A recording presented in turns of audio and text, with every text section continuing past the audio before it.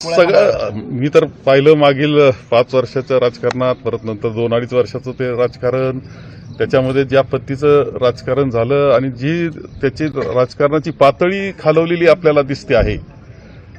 पातळी सुद्धा तुम्ही अभ्यास करा, पत्रकार म्हणून अभ्यास करा, पातळीच खाली चाललेली दिसते.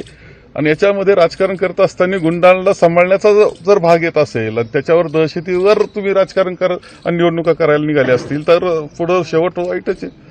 आपण जर बघितलं तर संतोष देशमुख हत्या प्रकरणानंतर आता 16वा दिवस आहे आज आणि या ठिकाणी उपमुख्यमंत्री देखील येऊन गेले, अनेक सत्ताधारी मंत्री देखील आले, मात्र जे आरोपी आहेत ते अटक होत नाहीत आणि मुख्य आरोपी देखील अटक होत नाहीत. नेमकं ह्यात कोणत्याही समाजाचं समाधान होणार नाही जोपर्यंत मुख्य आरोपी अटक होत नाही, मास्टर माइंड अटक होत नाही आणि या संपूर्ण गुंडगिरीचा बिमोड होत नाही तोपर्यंत या राज्यामध्ये तर अस्वस्थता आहेच.